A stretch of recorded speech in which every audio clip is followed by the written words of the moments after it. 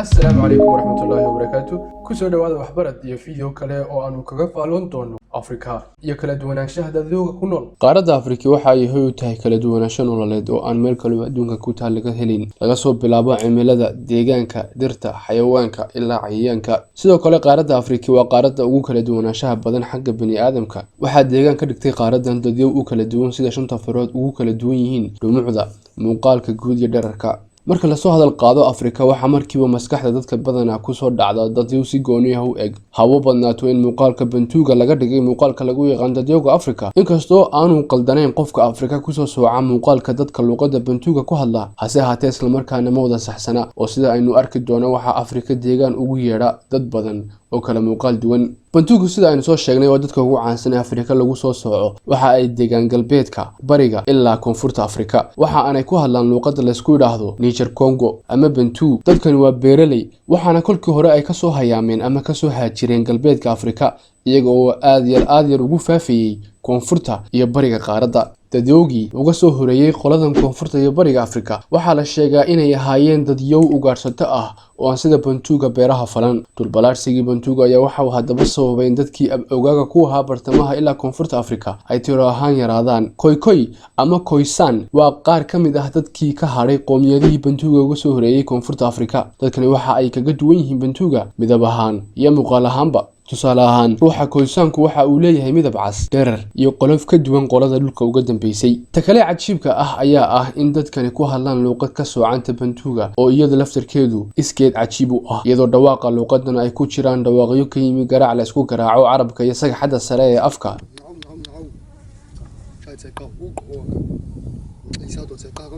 dadkani waxay haatan ku sii nool yihiin wali wadamada koonfur Afrika waxaase la yaab ah inay jiraan qoomiyad lagu magacaabo Hadza oo qoladan ka hadhay oo ku nool waddanka Tanzania tanoo sii xoojinaysa aragtida odhanaysay in Khoisanku ay ahaayeen dadkii loogu yimi koonfurta ilaa koonfur bari ee Afrika jasiiradda yar ee ku taala galbeedka Afrika ee Cape Verde haddii aad aadid waxa aad ugu tagaysaa dad muuqaal ahaan ka duwan Bantuuga kale ee galbeedka Afrika jasiiraddan oo aan la degi jirin intaanu gumaystuhu soo caga dhigan Afrika ayaa kadib qarnigii 15aad halkaas Boortaqiisku geeyay adoomo ay wateen isdhexgal ka dhex dhashay dadkii madooba oo Bantu ahaa iyo Boortaqiiska kadib waxa haatan jasiiraddan ku nool dad muuqaal ahaan ka duwan Bantuuga kale iyagoo dadkani hidasidayaal European ah ka dhaxlay awooyaashoodii cadaanka ahaa iyagoo haddana dubaaqa sare midabkoodu yahay mid madow jasiiraddan waxa laga helaa dad madow oo indho buluug ah iyo timo baloon ah leh oo ah sifooyin ka mid ah kuwa dadka cadaanka ah lagu yaqaano Bantuugu kolkii ay ku faafiyeen Afrikada dhexe ilaa koonfureed waxa kale oo ay deegaankoodii ka qaadeen dadyo kale oo cajiib ah muuqaal ahaan oo iyaguna deegaan ahaan Bantuuga uga soo horeeyay Afrikada dhexe dadkan waxa lagu magacaabaa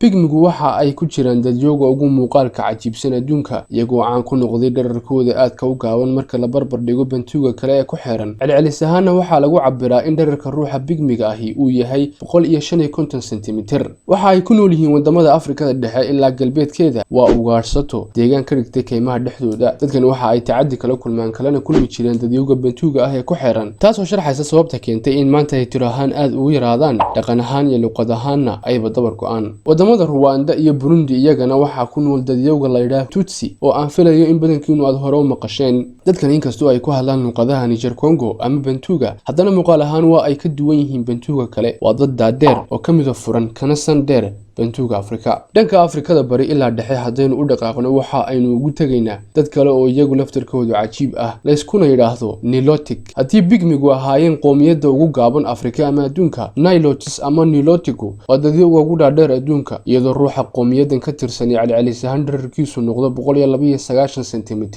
hadduu lab yahay ama 182 cm haddii ay dhadig tahay qoomiyadahan la isku yiraahdo Nilotigu waxa kale oo ay caan ku yihiin midabkooda aadka u madow iyagoo baaris ka bacdi noqday dadka ugu melaniinka badan adduunka dadkani waxa laga helaa wadamada South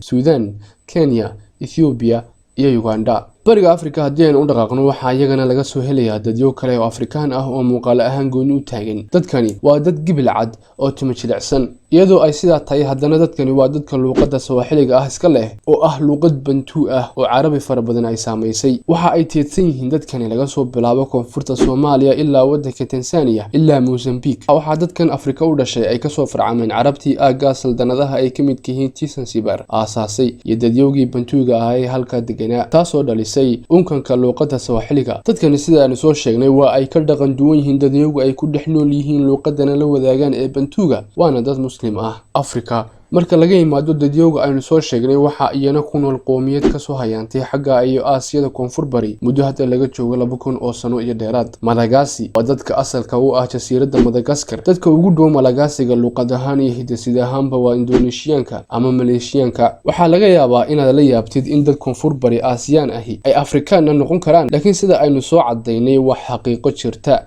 dadkani waxa ay iimaanshiyahooda kadib isdhex galeen bulsho kale oo Bantu ah oo ka soo hayaantay bariga Afrika, Carab iyo Hindi. tani waxa ay sababtay in qaar badan oo Malagasy-ga ka mid ah ay yeeshaan muuqaal iyaga u gaar ah oo isugu jira waxaasoo dad ah oo isu tegay. hase ahaatee genetic ahaan dadkani waxa ay u dhow yihiin Indoneeshiyaanka ama qoomiyadaha kale ee Koonfur Bari Aasiya. mar haddaynuba soo hadal qaadnay Aasiyaan iyo Afrikaan isla falgalay, waxaa xusid mudan in waddanka Kenya khaasatan jasiiradda Lamu ay jiraan dad sheegta inay ka soo tafiirmeen 20 nin oo Chinese ah oo doontoodii badda ku qarqoontay. xaqiiqatanna baaris ka bacdi waxaa la ogaaday in dadka jasiiraddan ku nool qaarkood walow ay Bantuuga kale u eg yihiin ay si tafiir ahaan Chinese yihiin oo marmarka qaarkood lagu arko muuqaalkooda ay shabahaan Chinese-ka ama indhayarta. haddaynu soo dhaqaaqno dhanka iyo geeska Afrika, waxa aan idinka qarsooneyn in qowmiyadeena Soomaaliyeed iyo kuwa kale ee ka ag xirani ay muuqaal ahaan, dhaqan ahaan iyo luuqad ahaanba ka duwan yihiin dadyowga kale ee Afrika. dherer, midab isugu jira madow iyo bunni, timo duuduuban, sandheer oo qoran ayaa dadka geeska Afrika ka siman yihiin. geeska Afrika weligeed waxa ay ahayd meel ay isugu yimaadaan qowmiyadihii iyo imbaradoriyadihii adduunka soo maray. haddii si kale loo eegana, geeska Afrika waxaa la sheegaa inay tahay meelihii ugu horeeyay ee bani aadam dego adduunkan. dadka halkaa ku dhaqan ee aynu ka midka nahayna waxa ay yeesheen dhaqanno, dabeecado iyo muuqaallo aan laga helin meel kale oo adduunka ka mid ah.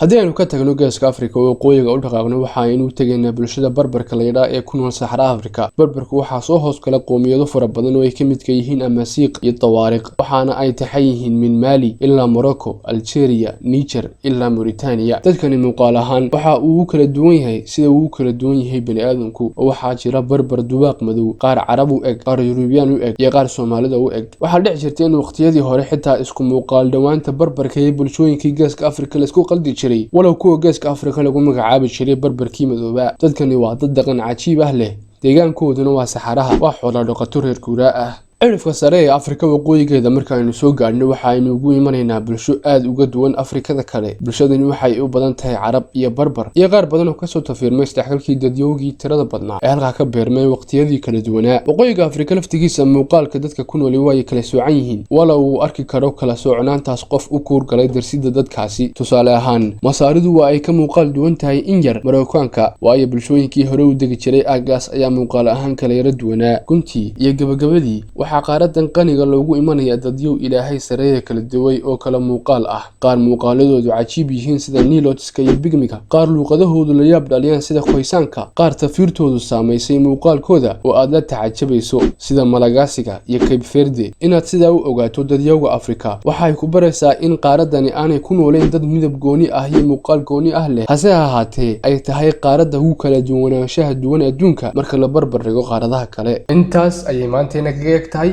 waa inoo aragti dambe. haddii aad ka faa'iideen xogta aanu idiin soo gudbinay, fadlan like, subscribe lana wadaaga asxaabtiina. mahadsanidin. wassalaamu calaykum waraxmatullaahi wabarakaatu.